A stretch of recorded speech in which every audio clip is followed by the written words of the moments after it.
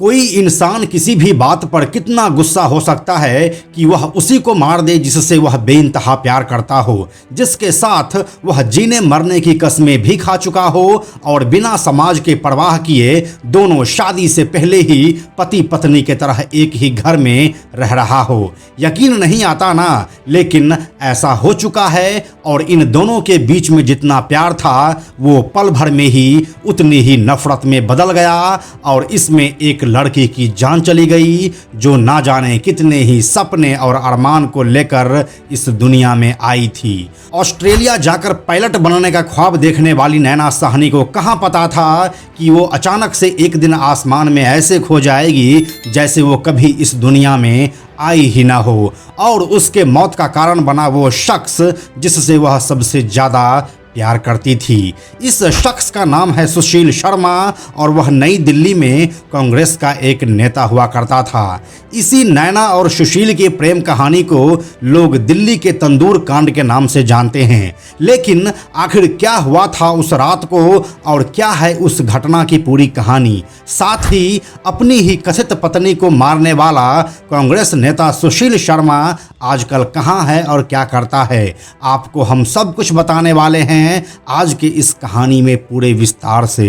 तो आप इस वीडियो को पूरे इत्मीनान से आखिर तक जरूर देखिए। हेलो एंड नमस्कार, मेरा नाम है प्रशांत और आप देख रहे हैं बेजोड़जोरा.com का यूट्यूब चैनल।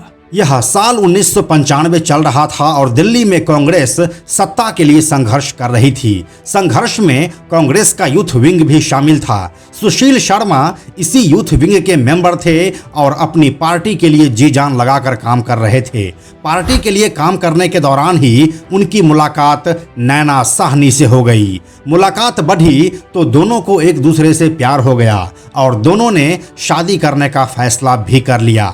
दोनों के बीच प्यार और भरोसे की नींव इतनी ज़्यादा मजबूत थी कि ये दोनों साथ में रहने का फैसला भी कर लिए। ये आज से करीब 30 साल पहले की बात है और उन दिनों हमारा समाज उतना प्रोग्रेसिव नहीं हुआ था, लेकिन फिर भी ये दोनों सामाजिक बंधनों को ताक पर रखते हुए साथ में रहने का फैसला कर लिया और दोनों दिल्ली के ही गोल मार्केट में साथ रहने लगे।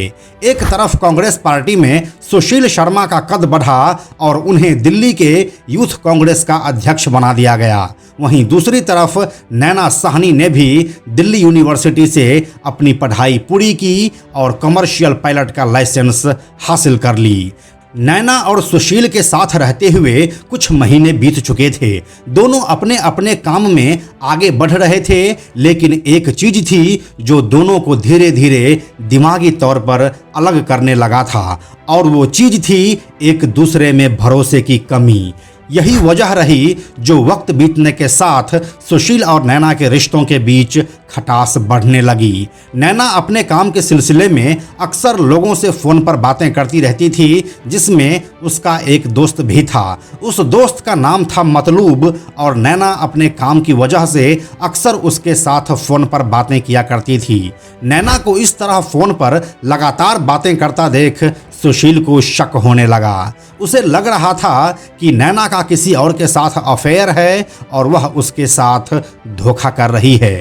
इस बात को लेकर दोनों के बीच कई बार लड़ाई भी हुई। इसका असर यह हुआ कि नैना का राजनीति से मोह भंग हो गया और अब वह अपने पायलट वाले लाइसेंस के साथ ऑस्ट्रेलिया जाने की तैयारी करने लगी थी। वो शायद इस बात को समझ चुकी थी कि सुशील जैसे शक्की इंसान के साथ जीवन भर रहना आसान नहीं होने वाला है। तारीख 2 जुलाई साल 1995 और रात का समय। नैना साहनी अपने घर में हाथ में वोडका का ग्लास पकड़े फोन पर किसी से बात कर रही थी। उसी समय सुशील शर्मा घर में दाखिल हुआ। नैना ने ड्रिंक को आगे बढ़ाते हुए इशारे इशारे में सुशील से पूछा, क्या आपको भी कोई ड्रिंक चाहिए? सुशील ने सिर हिलाकर मना कर दिया। सुशील के दिमाग में अब ये बात चलने लगी कि आखिर नैना फोन पर बात किससे कर रही थी। इसी बीच जब नैना फ़ोन रखकर दूसरे कमरे में चली गई तो सुशील ने अपना दिमाग लगाया और फ़ोन का रिसीवर उठाकर रिडायल का बटन दबा दिया। उधर से फ़ोन उठा और जवाब आया, हेलो। इतना सुनते ही सुशील ने फ़ोन रख दिया। सुशील समझ गया था कि ये आवाज मतलूब करीम की है। मतलूब करीम मतलब नैना साहनी का दोस्त। इसी मतलूब करीम को लेकर सुशील शर्मा के दिमाग में शंका थी कि इसका नैना के साथ अफेयर चल रहा है और साथ में अवैध संबंध भी है। फोन रखने के बाद सुशील ने गुस्से भरी आवाज में नैना को बुलाया और कहा, तुम्हारा प्यार अभी तक खत्म क्यों नहीं हुआ है मतलूब से? नैना ने सीधा जवाब दिया, यह तुम्हारी गलतफहमी है और हमारे बीच ऐसा कुछ भी नहीं है। ये जवाब सुशील के हिसाब से सही नहीं था और इसी वजह से वह गुस्से से आग बबूला हो गया। सुशील तेजी से भागकर दराज के पास गया और पिस्टल निकाल लिया। उसमें उन्होंने 3 गोलियां भरी और तीनों नैना पर दाग दिया। पहली गोली नैना के सिर पर लगी, दूसरी गले पर और तीसरी उसके बॉडी से लगकर दीवार पर जा लगी। नैना बेड पर गिर गई। खून बेड के पास से होते हुए जमीन पर फैल गया। सुशील का दिमाग अब काम करना बंद कर चुका था। उसने भागकर बालकनी से बाहर देखा। जब उसे ये लग गया कि किसी ने कोई आवाज नहीं सुनी है तो उसने लाश को ठिकाने लगाने की तैयारी शुरू कर दी। इस समय रात के करीब 10 बज रहे थे। सुशील ने नैना के लाश को बेड पर पड़े चद्दर से बांधा, नीचे जाकर अपनी मारुति 800 कार को सीढ़ी के पास लगाया और फिर ऊपर आकर लाश को ले जाकर डिग्गी में डाल दिया। करीब 15 मिनट के बाद वह लाश को लेकर निजामुद्दीन के यमुना ब्रिज पर पहुंच गया। सुशील को लगा कि वह उसे यहां से फेंक देगा, लेकिन ट्रैफिक इतना ज्यादा था कि वह लाश को गाड़ी से बाहर निकालने की हिम्मत नहीं जुटा सका। 10 मिनट के इंतजार के बाद उसका दिमाग घूमा और वह लाश को लेकर अपने बगिया रेस्टोरेंट पहुंच गया। अपने बगिया रेस्टोरेंट पहुंचे सुशील ने गाड़ी में बैठे बैठे ही मैनेजर केशव कुमार को बुलाया। उससे कहा, यार बहुत बड़ी गलती हो गई, तुम तुरंत रेस्टोरेंट खाली करवाओ, सारे ग्राहकों को घर भेजो, स्टाफ के सभी लोगों को पैसा देकर बोलो बाहर जाकर खाना खा लें। केशव कुछ पूछ पाता उसके पहले ही सुशील बोला कि जो कहा है जल्दी करो। केशव कुमार ने सारे ग्राहकों को वापस भेजा और स्टाफ के सभी लोगों को 25-25 रुपये देकर घर भेज दिया। इसके बाद सुशील शर्मा ने केशव कुमार की मदद से लाश को गाड़ी से बाहर निकाला और उसे धधकते हुए तंदूर की भट्ठी के पास ले गया। भट्ठी का मुंह छोटा था, लाश पूरी नहीं जा सकती थी, इसलिए चाकू से उसे काटकर तंदूर में डालना शुरू किया। सुशील सब कुछ जल्दी खत्म करना चाहता था, इसीलिए उसने केशव से कहा, जल्दी करो। केशव अंदर से मक्खन के 4 बड़े पैकेट लेकर आया और वह तंदूर में डालना शुरू कर दिया। महाभारत में श्री कृष्ण भगवान ने एक बात कही है, जब नाश मनुज पर छाता है पहले विवेक मर जाता है। यही वाली बात इस समय सुशील शर्मा और केशव कुमार दोनों पर लागू हो गई। केशव ने तंदूर में मक्खन डाला तो आग की लपटें ऊपर उठने लगी। रेस्टोरेंट के बाहर सब्जी बेचने वाली एक महिला ने जब यह देखा तो उसे लगा कि आग लग गई है, इसीलिए वह चिल्लाते हुए वहां पर पेट्रोलिंग कर रहे दिल्ली पुलिस के सिपाही अब्दुल नजीर कुंजू को बताया। कुंजू को भी लगा कि आग ही लगी है, इसीलिए वह फायर ब्रिगेड को सूचना देकर उस रेस्टोरेंट की तरफ भागे। जब वह वहां पर पहुंचे तो सुशील शर्मा मौके से भाग चुका था। कांस्टेबल कुंजू ने केशव कुमार से पूछा, क्या है ये? इस पर केशव घबराते हुए बोला कि सुशील शर्मा वाले कांग्रेस के पुराने पोस्टर और कुछ रद्दी कागज थे, उसे ही जला रहा हूँ। कांस्टेबल कुंजू को केशव की घबराहट पर शक हो गया। उन्होंने तुरंत आग बुझाने को कहा। आसपास के लोग भी उस समय तक वहां पर जमा हो चुके थे और वे लोग भी तंदूर में पानी डालने लगे। करीब 10 मिनट में आग को पूरी तरह से बुझा दिया गया। इसके बाद कांस्टेबल कुंजू ने जब तंदूर में झांक कर देखा तो उनके पैरों तले जमीन खिसक गई। उस तंदूर के अंदर अधजली लाश के कुछ टुकड़े पड़े हुए थे।